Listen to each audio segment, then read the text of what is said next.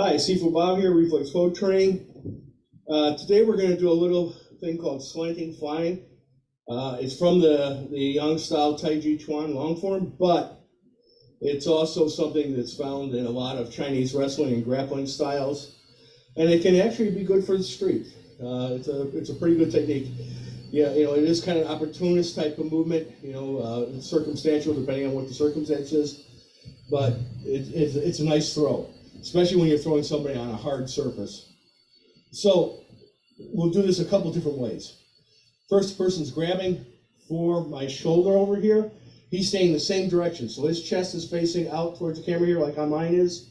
And he's right here, side to side, shoulder to shoulder. And he's going to reach for my shoulder, or maybe he's going to throw a jab up here.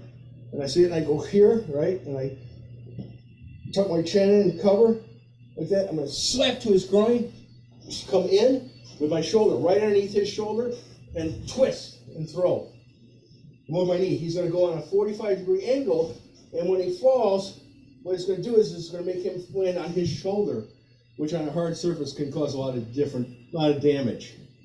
Okay, so again, what's going to happen? I'm going to cover here, hit, throw, and that's slanting flying. How this looks actually in the form is from the move where post monkey. I'm here in the form. The person's coming this direction, right? I'm going to come over here, wrap his right arm, right? Step behind his right leg, come in the shoulder, and twist. Then I bring up my left foot and step out with my right as I pull down here, and then come up and lift hands. Now what that is, quite frankly, is I'm here, and he reaches over here, right? And I come over here and block that off. I step behind him, come in and throw. Then he blocks it with his right hand, and I pull his arm across his body towards his left shoulder, his right arm towards his left shoulder.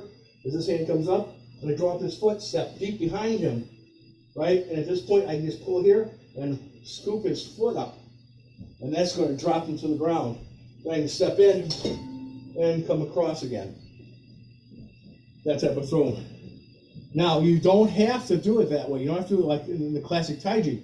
How it's going to be used in regular, let's say, like a boxing type situation, you're moving around, right? You come here, tuck your chin and come out here with a jab or outside entry, going to the outside of his left arm, like here, right?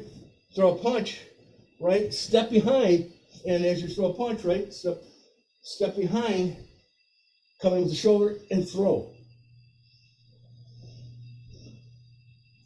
So I can come here, punch, step behind and throw, or hit to the groins, throw.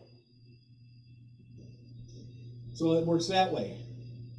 Another thing, this is a little variation here, is he's going to come with a knife with his right hand. And what I'm going to do here, as he does this, right, and I'm going to cut his bicep, hook his right hand, right, step back, pull it across. So you pull it across, and see, and step in with my shoulder and throw him here, and then stab to his belly.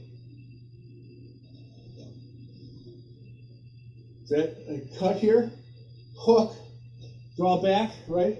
Lift it up, over, so I can throw him his arm, over my head,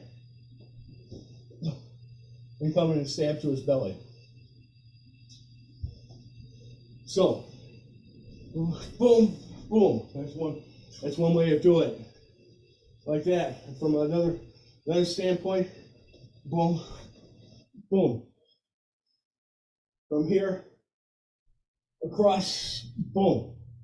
Right? But the key is come in with the shoulder, jam up so he gets his weight to his back leg, and twist.